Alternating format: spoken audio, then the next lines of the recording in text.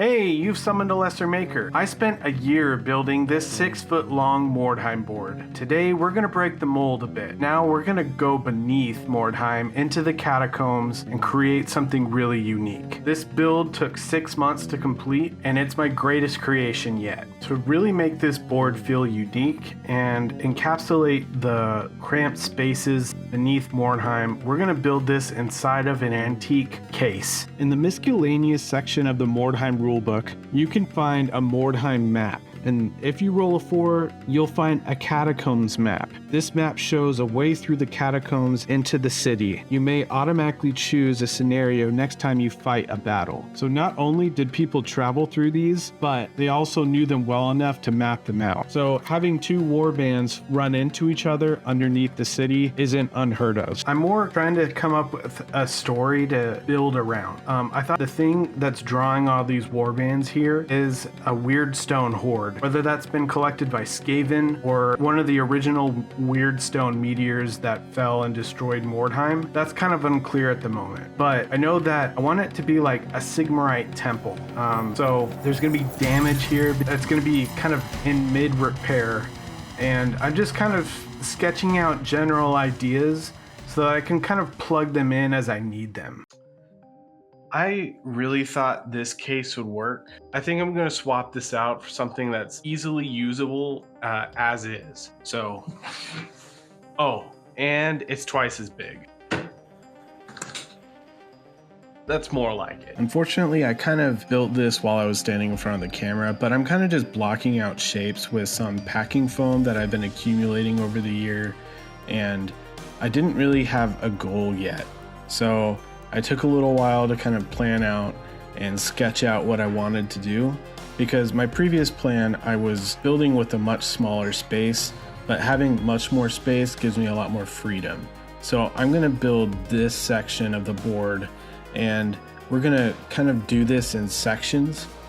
And I'm actually going to use my first pink insulation foam.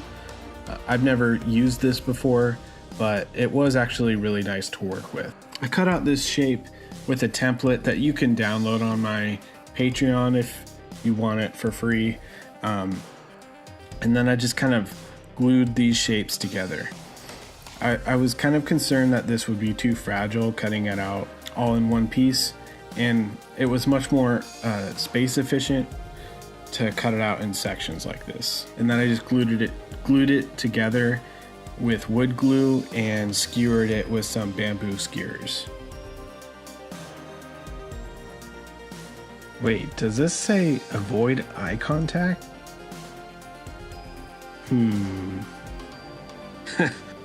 Oh right, I'm building something. So I was going for a chiseled stone texture, kind of like this thing has been chiseled out of the cave, kind of like Petra, or it's not bricks. And so that was kind of the idea that I was having with this build. I achieved this texture by using the backside of a really thin brush and just kind of marking the surface all over. And I just went on every single side, making it look like it's been chiseled by someone the size of a 28mm scale. I think it turned out pretty good, and you'll see it at the end. And I think it's a pretty effective texture. That's much easier than doing a ton of bricks. So I'm starting to cut away some sections to make sure that this piece can fit.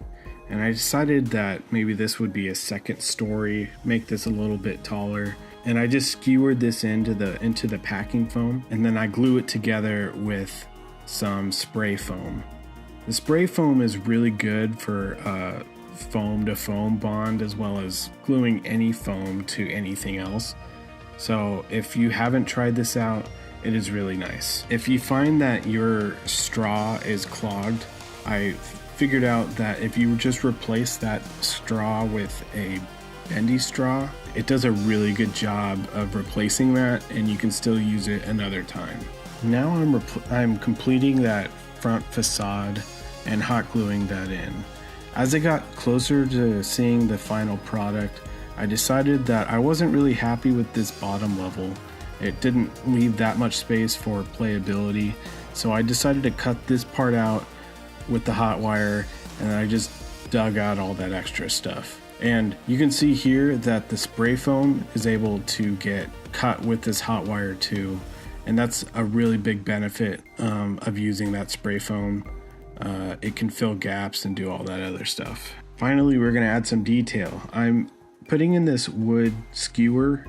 This is a square block, and then I'm hot gluing these candy cane accents. And these have like a helix, a triple helix. And it's a really good like column detail, especially for this scale. I picked these up, or this idea up, from Dan Does. It's another YouTube channel. I decided to double up these columns and spires, and then I kind of roughed in the shape again with the hot wire knife. I really use this thing a lot, and unfortunately it broke at the end of this week, but as I'm cleaning up here, I'd just like to remind you that you could leave a comment and like, and that really helps share this video with other viewers. It's kind of weird, to be honest. If you like this video and you feel like this video's won your subscription, feel free to subscribe. And there's a whole backlog of videos that I've been making every week for a year. So if this video hasn't won your subscription, feel free to go back in the backlog and check those out. I recently got monetized, so watching my videos will support the channel. And if you'd like to support the channel further, you can go on the Patreon for $2 a month to help make new videos every week and get early access to the STLs that I'm using for this build. Thanks, and let's get back to it. So under Mordheim is a really risky place to be. So in my mind, there has to be a reason to draw people in. And my idea is that when the meteors hit, a meteorite damaged this area and is in the center of this place. And that's what's drawing everyone into here. And so because of that damage, I'm going to be making some scaffolding. I made some L brackets. They don't have to be perfect. They're kind of ramshackle anyway. So the more errors and mistakes that are into this, I feel like the more realistic.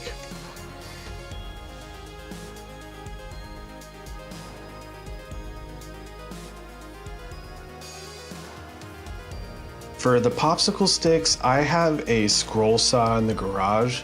So these came wrapped, and I just chopped off the rounded edges of these, and then I just glued them together as regular scaffolding pieces. There's nothing special with this. In hindsight, I probably should have used a bit more of a variety of dimensions of lumber, quote unquote lumber, for this, but to be honest, it did fine enough.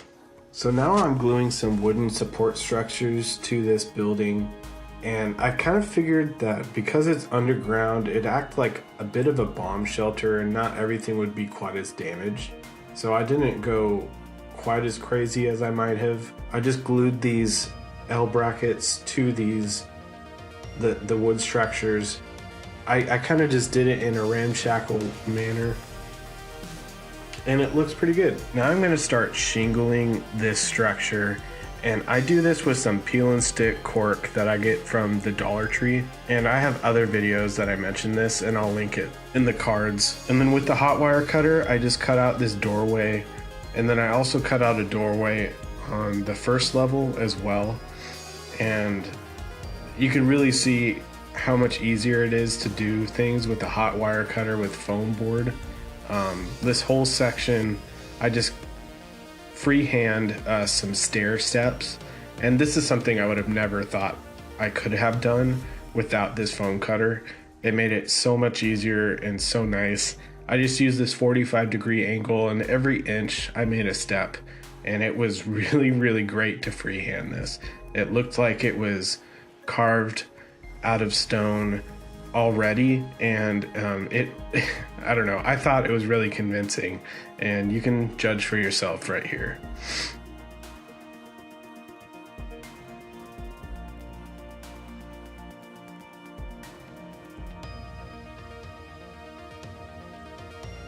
So this piece I made off of a miscast terrain tutorial, and it was like an L building, and I never really ever used it.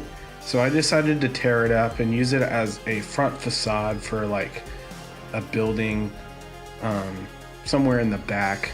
I don't know.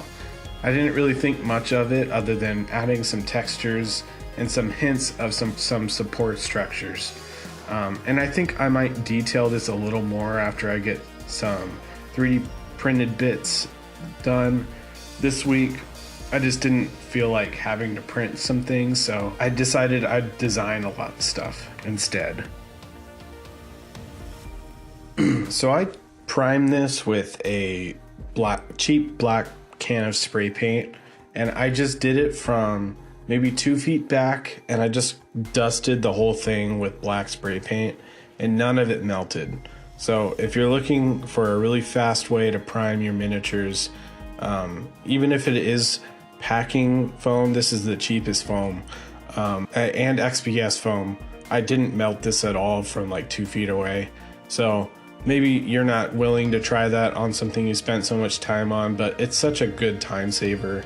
And actually, I did find some foam safe spray paint from Rust-Oleum, especially because of how big it is. Having sections finished, quote unquote, really helps me grasp the whole kind of concept of the board, and helps me dial in and focus on little objects. So hopefully this advice helps you tackling bigger projects, and I hope you enjoy these money shots. I really did. And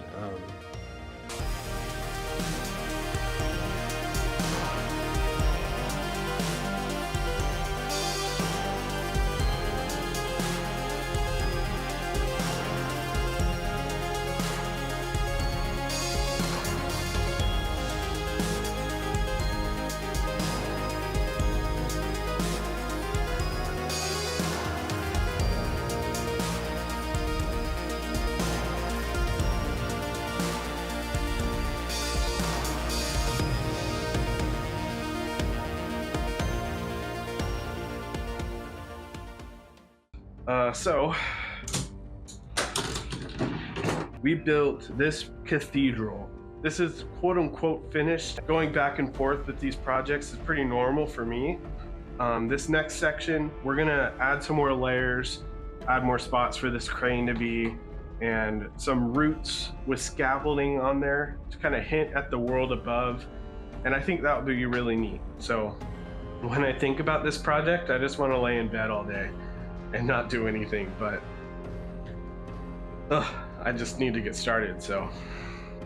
So I've been designing STL specifically for this build, and I'm going to be using these as puzzle pieces to make this project really stand out. In my opinion, scratch building is really accentuated with 3D printed details that are basically impossible to handcraft yourself. Looking for a Gothic upside down tower to kind of resemble a stalactite. So I'm basically trying to go for that silhouette. And so I've been drawing and sketching this over and over again.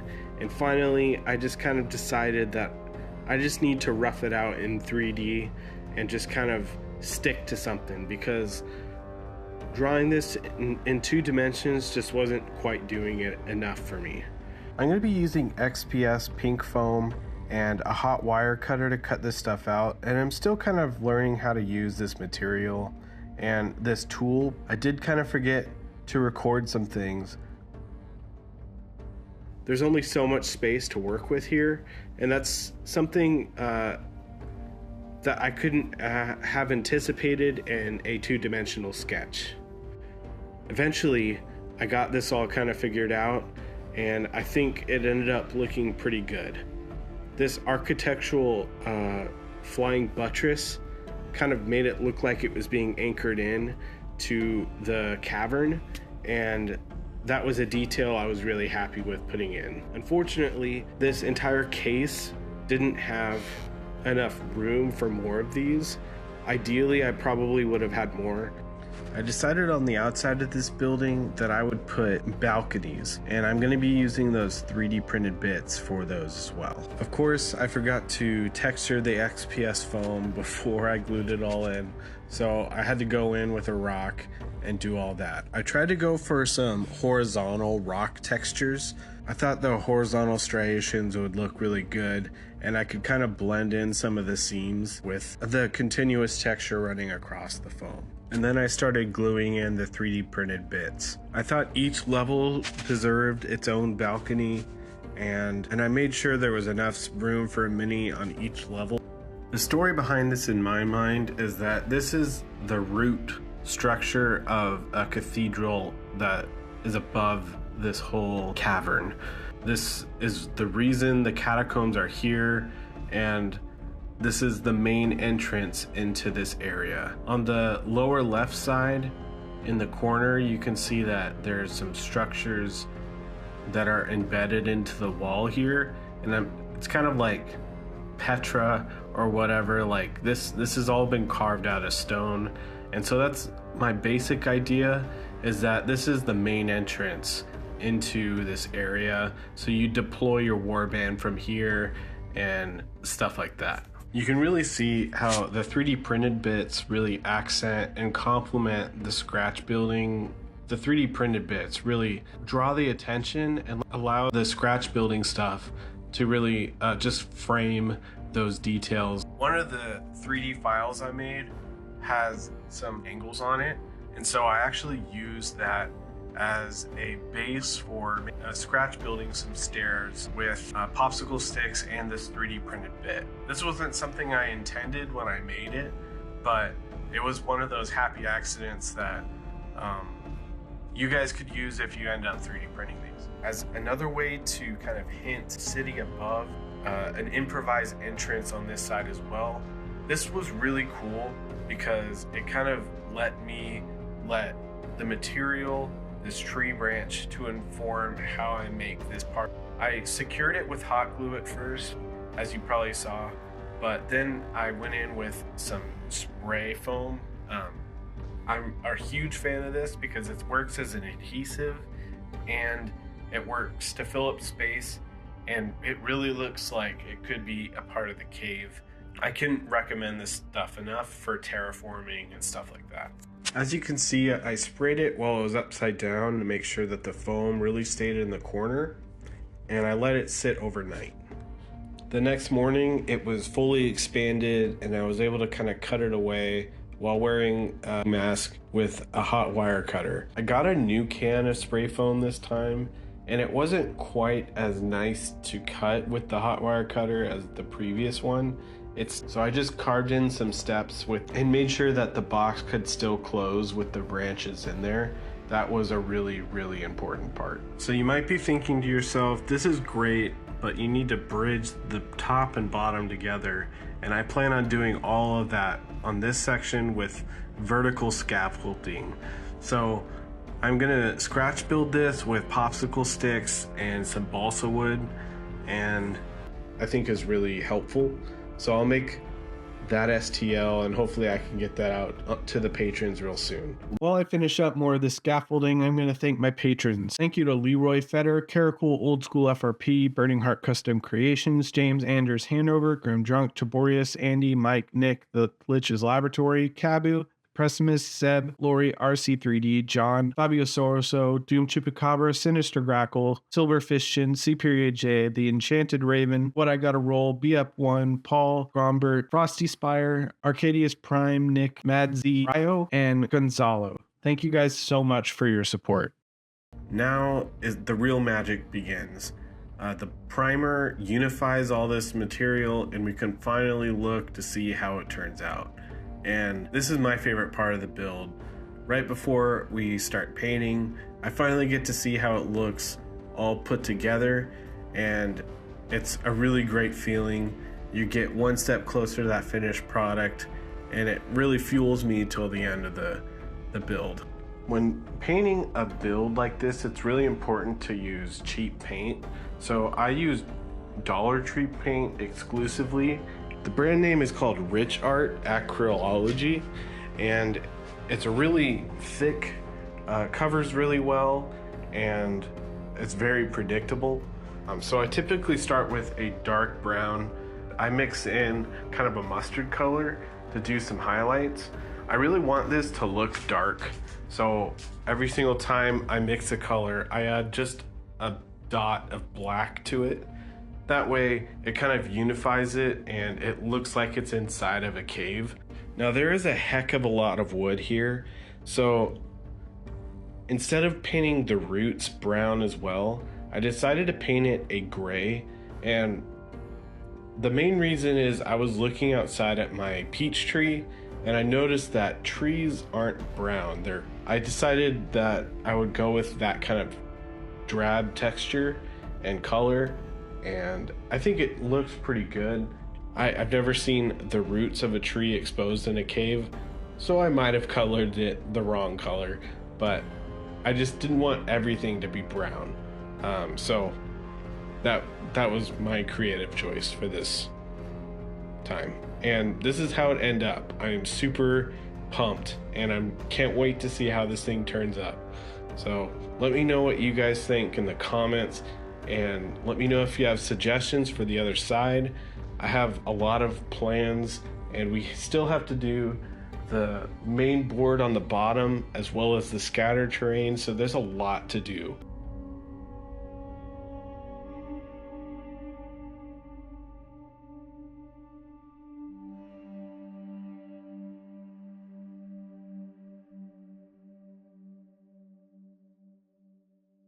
And this build in particular was inspired by a thrift store find. More about that later. First, I gotta remove some things that aren't being used in this new plan. I initially just kind of threw some things in here that I thought I might be able to work with, but it's just going to be so much easier if I can start from scratch. I've been really inspired by the artist Giovanni Battista, his architectural sketches. This sketch in particular has this giant stairway that just kind of captured my imagination, and I thought the opposing stairwells would be a really interesting choke point. So I was sketching out this idea. I thought it would be really cool to have a giant statue behind this staircase, kind of as a monument, and I found the perfect thing at this thrift store. It's one of the wise men from a nativity scene in it, and that's going to act as the backbone of this project. Another really cool detail was inspired by Bloodborne. I feel like the parallels between Mordheim and Bloodborne are really similar. So I have a concept art book and I've been watching a ton of playthroughs. This specific tile pattern is something that I wanted to try and replicate it. There are also a lot of monuments and statues that I think will call back to this. When building something, having that image in your head is 90% of the battle. So hopefully knowing where I get my references helps you find your own. I'm going to start with the foundation. I'm gonna use XPS foam. I staggered some sheets. I used a miniature to figure out the scale of this step. I was chatting with my friend Jesse Blueflower on Instagram. We were having this debate of like how big a step is. I just kind of decided giant steps are the way to go. I can add a bit more division with some of the tiles. Once I got this into place, I realized I had to take off a layer so that there was enough space for the statue behind the stairs. And something you're probably noticing is that I'm not using a Proxxon cutter. I'm using a handheld hot wire cutter because it's a fifth of the price. I just want to show you guys that you could still do this. Because I'm going to be tiling over this doesn't have to be very precise, and allowing imperfections will kind of serve me in the end because it'll make it an uneven surface, and I plan on covering the front facade with cobblestone anyway. In Mordheim, nothing is perfect, so if I ruin it, I succeeded.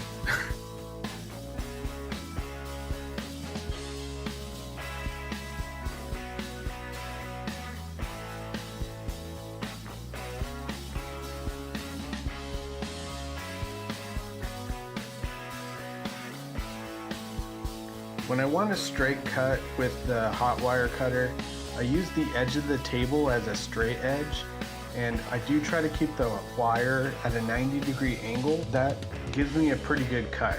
If you're ever curious on something that you just must have for terrain building, especially board making, I cannot recommend insulation gap filler enough. This is an expanding foam that comes in a can. It's basically like a quick dry glue. It fills gaps. You can terraform with it. It cuts with the hot wire cutter, and obviously you should wear a mask with that. but this is a must-have. So the Fallout show started this week, so I brought the build out to the living room and I started making the tiles. I cut out some thin strips of the XPS foam using the edge of the table, and I just started cutting them into squares so that I could glue them in onto the board. When stacking the tiles on the stairs, I put the first layer of tiles on the edge of the stair, and then I did a second layer on top of that, touching the back of the step. That allowed some overhang of the tile above it and kind of made the stairs look like they weren't so big. And I'm doing this to emulate the Bloodborne reference that I had before, and I think you'll see it when it's painted, but it really sells the tile look. They're uneven because I cut them by hand.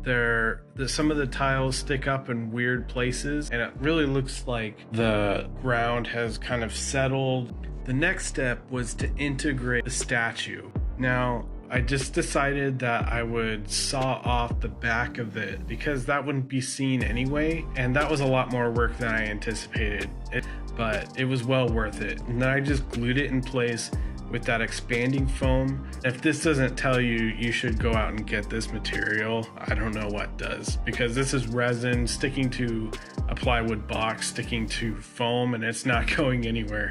I've picked it up the case and it doesn't shift at all, and it's really great. So go get that expanding foam. It's awesome. So the expanding foam expanded unevenly, making the statue a little crooked, so I just tore it up a little bit, and then I used some excess XPS foam to kind of prop up the statue while it was expanding and drying, and that fixed the issue pretty quickly. Last week, I made a silicone mold start to finish from concept sketch to casting last week, and so I'm finally getting to use those right here. And man, this saves so much time. I was able to put all these cobblestones in a matter of like minutes, and it was really great. So if you're ever curious on how to make your own molds, I made all the mistakes for you in that previous video. You can check it out. After that, to kind of fill in the gaps, I used a texture paste that I just mixed up, and I did it a little too heavy-handed.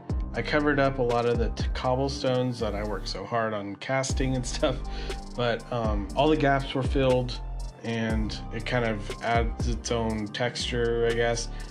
But in the future, I would go back with a wet brush and make sure I wipe off all those plaster bits because they don't come off as easily as I expected after it's all dried. To kind of frame this whole thing off, I made a facade kind of mirroring what was on the other side, like a really sharp point. Now this is the first time I'm adding something to the right side, so it's really important to make sure that this thing can still close. And you can see here the latch kind of got in the way as I was closing it, and man, I was so scared that I ruined it. I kind of tended on the side of giving myself way too much clearance rather than kind of risking it, and then I forgot to add the texture. So instead of using the barbecue skewer like I did at the beginning of the video, I went ahead and just did it with the round part of the scissors, and it was so much faster. So if you're looking for a chiseled texture, I recommend kind of going that route.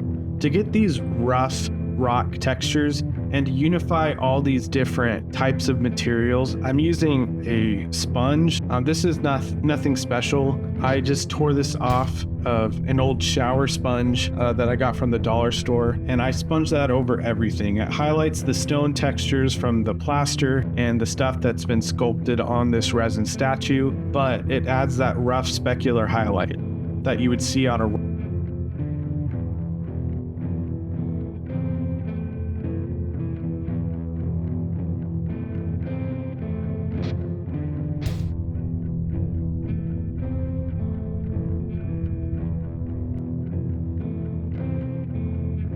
On a whim, I sent a message to another creator on Instagram, World of Stonecraft, and he got back to me, and we quickly decided that we wanted to do a collaboration. You should definitely go follow his account because it's full of inspiration and you'll get his half of the collaboration over there. Together, we decided to roll for terrain. This is a build challenge where you take 6 dice and then you roll on the Mordheim exploration chart, and you can download the Mordheim rulebook for free, link in the description if you want to try this yourself.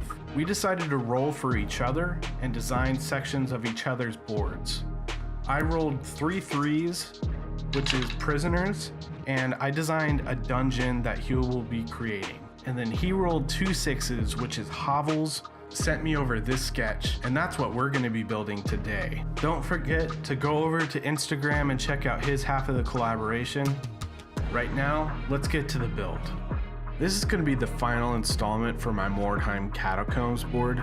I need it to be able to close and store correctly, and that's something that wasn't taken into account with this sketch, and I didn't really expect him to do that. Honestly, having him design this last piece of the puzzle was really relieving because I've been overhyping this board in my head. It kind of took a lot of the pressure off. Weirdly enough, when I was talking to him, he was saying the same thing about the section I was designing for him.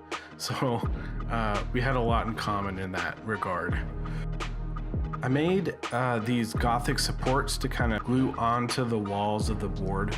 This is going to be important because it's going to be like the foundations for all the levels that are going to be built above this. I made a brick punch out of a old brush that got ruined a couple weeks ago. I just bent the soft metal into a rectangle and I punched in all the brickwork that way, and it was really fast and it was really great.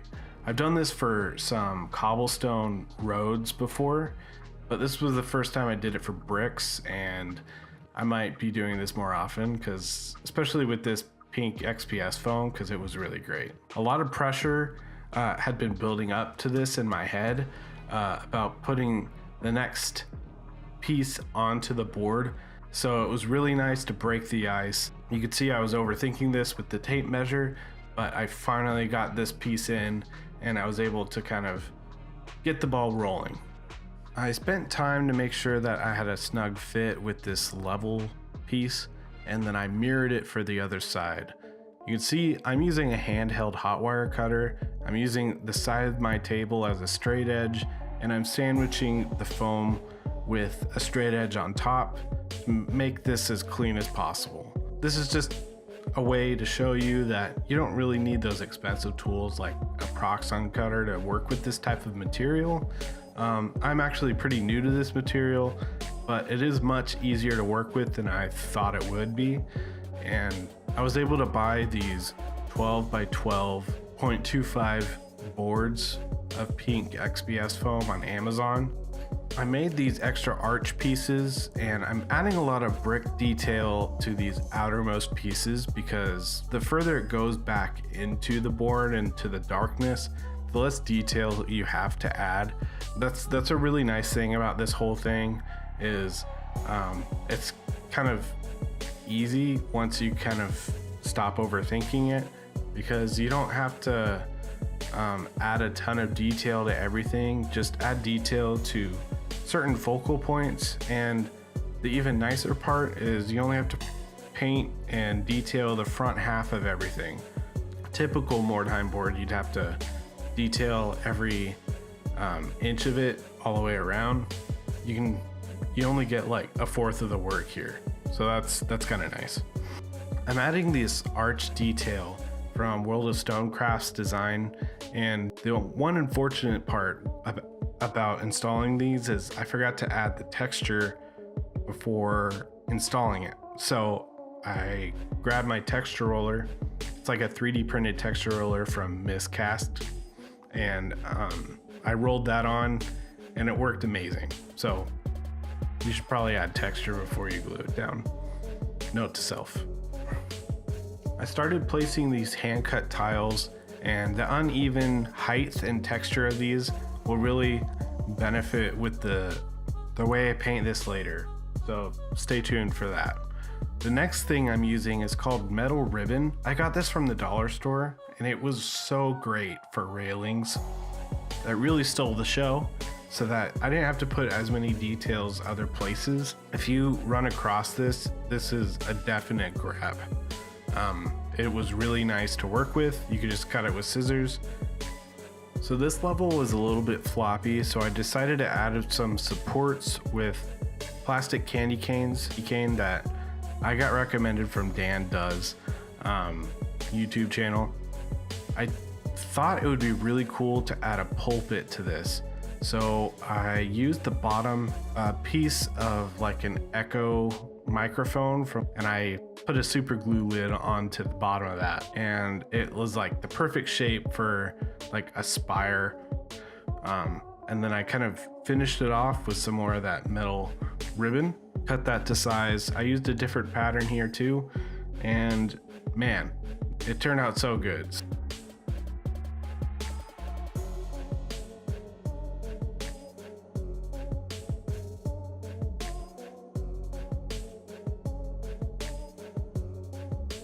I decided that the right side of the board needed to be a bit more collapsed because there was potential for stuff when the door closed to run into this. For this top level and some of the bottom levels, I definitely needed some more tiles, so I decided to cut those out. After I got a bunch of those, it was time to glue them down. So here's some of the improvised scaffolding for the rebuilt section of the first floor, or second, I guess, depending on your perspective. So this part of the build is pretty self-explanatory. So I just like to use this time to announce to you guys that the Mordheim Catacombs STL pack is free for everyone to download. You don't have to be a Patreon member. You just have to go onto Patreon and download it. On Patreon, I have several other STL packs that are completely free as well. Those are organized in the collections tab. Becoming a patron is only $2 a month, and I post a video every week. So that's only like 50 cents a video.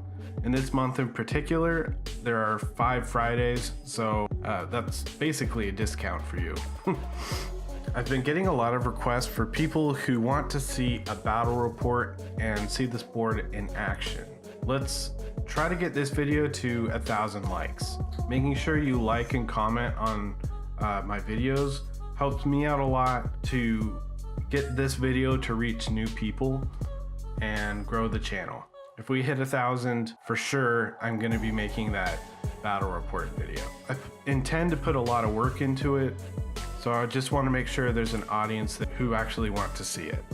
To make the hobbles for this board, I decided to use this old build to recycle these buildings kind of falling through the ceiling, kind of hinting at or making an entryway into the catacombs. To make the top of the cavern, I'm going to be using expanding insulation foam, and so I'm tacking these pieces into place with hot glue while the expanding foam kind of forms around it.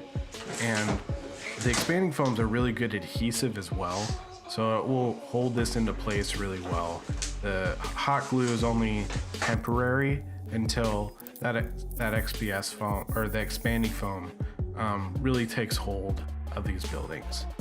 And then after all the building is basically done, I'm super surprised that this case can still close all the way. That was definitely a high priority, but it really was really satisfying to see this thing just become a chest again, basically unassuming, and then have this giant board hiding from plain sight. The very last thing to do was to add some scaffolding to connect these top hobbles together and make sure that there was some playability here. For a way down to connect the 2 levels together, I decided to make some rope ladders, and I just used pipe cleaner for that. So I just twisted the pipe cleaner into like a basic rope ladder shape, and then I singed off all the fire. And on the other side, I just did the same thing, except for I just made it one straight rope with some knots in it to kind of assist, quote unquote, the person climbing the rope. And I just did it with a lighter. You don't want to burn off the fur because it will actually like drip and it could hurt you.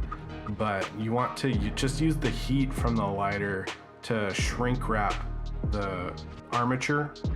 The great thing about this is it's posable and it really keeps its shape really well. So after priming this with black spray paint, I'm just gonna go ahead and paint it. You've seen me paint this thing a bunch of times at this point, so I'm just gonna fast forward through this part. Now the chest itself is finally done, but there is one more piece of the puzzle. But first, let's enjoy this huge milestone.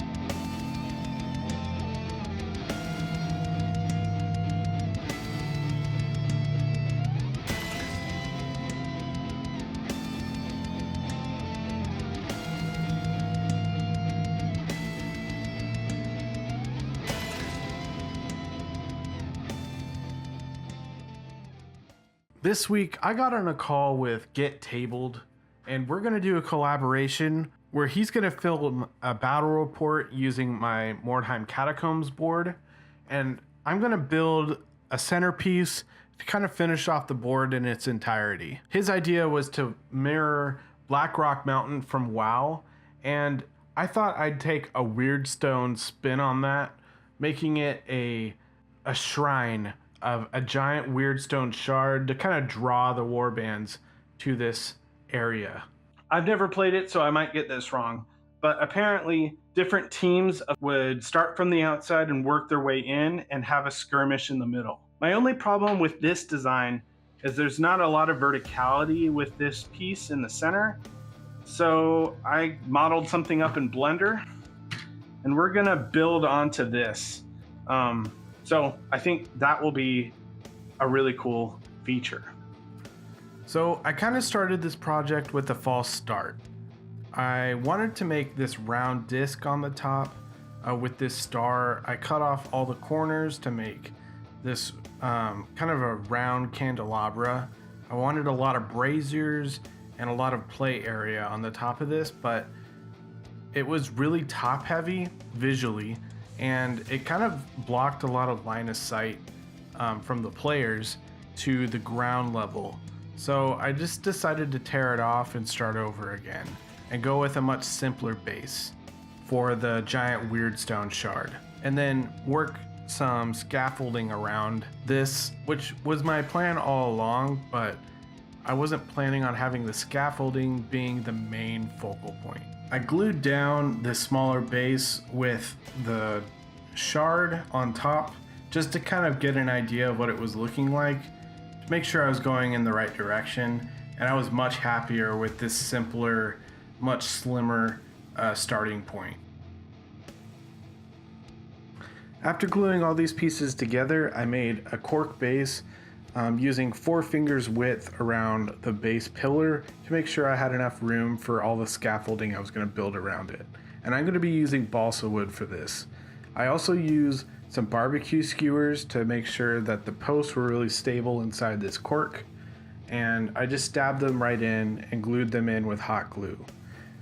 I ripped these planks in half with 1/4 inch by 1/4 inch dowel, and ripping those in half with a scalpel blade makes it look like it's been hewn by an axe and has a really inconsistent texture and width, so that when you line these all up together, it adds a lot of dimension.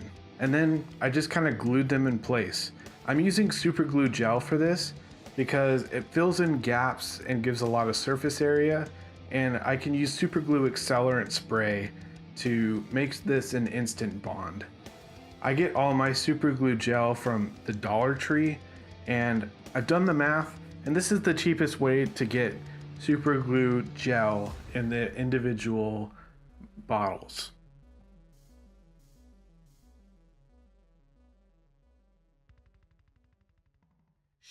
A miscast video just came out.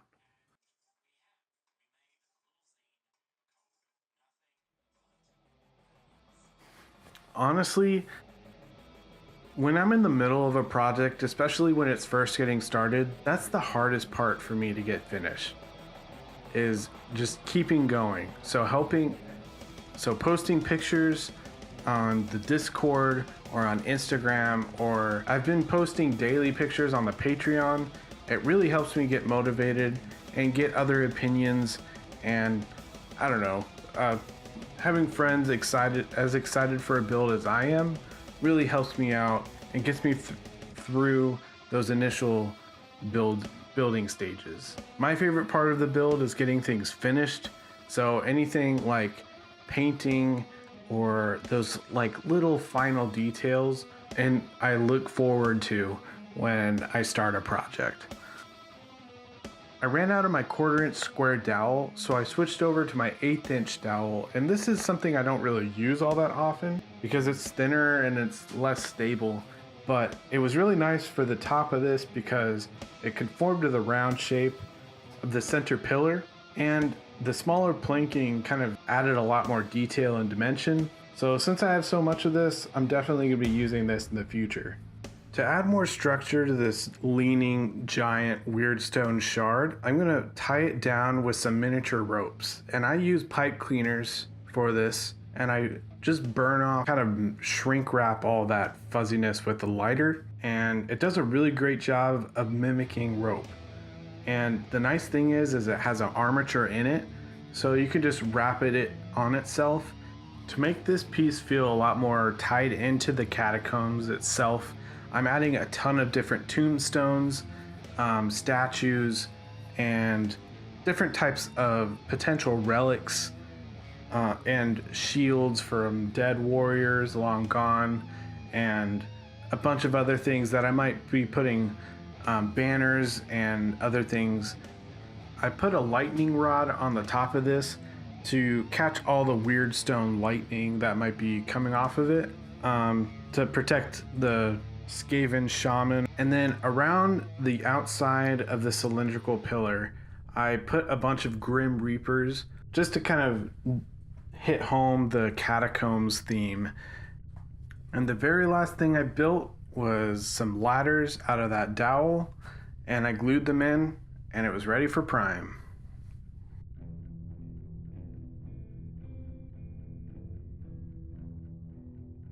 After priming, I pulled out my airbrush because I wanted to do some object source lighting with the weird stone shard.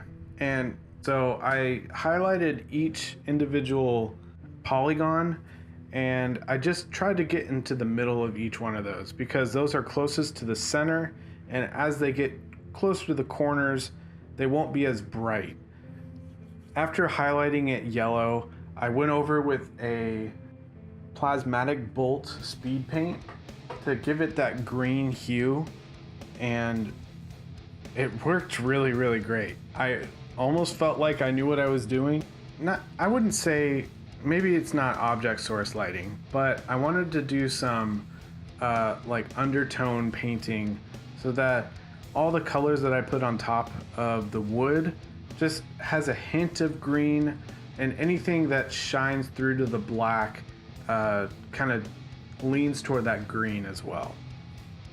I do have an affiliate link in the description that this company provided to me after giving me one of their free airbrushes. So if you're interested in an airbrush, feel free to check that out in the description. I do think it's a really good product. So I'm not doing anything remarkable here. I'm just using Dollar Tree paints to paint this terrain. So I'm not gonna just get in too much detail here, but while I'm painting, I'm going to shout out Get Tabled again. Get Tabled came over and we ended up doing a 3-session campaign where we discover the catacombs and fight over this weird stone spike. So if you want to go see that battle report, go check that out. I'll have that in the description. I have it posted several other places too, but he's a really nice guy and he was very nice to edit all that so that I didn't have to worry about it. So go check that out if you haven't. To be honest, I've never added this many details to a build before. So I got out my miniature paints for the first time to paint some of this terrain. As a last and final detail, I printed out a bunch of little pieces of like banners and flags and parchment that I'm going to be plastering all over this thing. My thought is that this is a huge landmark in the catacombs. So the best of the best warbands and hired swords make it down here to plaster their name onto this monolith. And this is kind of a badge of honor and a rite of passage for those who enter Mordheim. I was able to put all my Patreon members' names on this build, and it added such a huge amount of detail and storytelling into this piece. And I really enjoyed that. I added some Skaven banners as well, and some warband banners, including some of the warbands that I've created on this channel. Using a couple different washes and white PVA glue, I both glued down all this paper and was able to kind of pose the paper and make sure that it dried the way I wanted it. Because the PVA glue was in there, it sealed it real good and made sure that the paper wouldn't disintegrate over time. And that's the last piece of this puzzle. This is how the catacomb looks right now, and I am super happy with how this whole thing looks together. Thank you guys so much for sitting through this entire video. If this video hasn't earned your subscription, go check out the backlog. I've been putting out a lot of Mordheim content, and make sure you let me know what you would like to see next. I really enjoyed this build, and it was such a huge milestone to complete. So make sure you go check out that battle report and all the other people I collaborated during this project, like World of Stonecraft. This build would not be the build it is without the community that surrounded it. So thank you guys so much for being a part of it, whether you knew it or not. Thank you so much. Have a good one.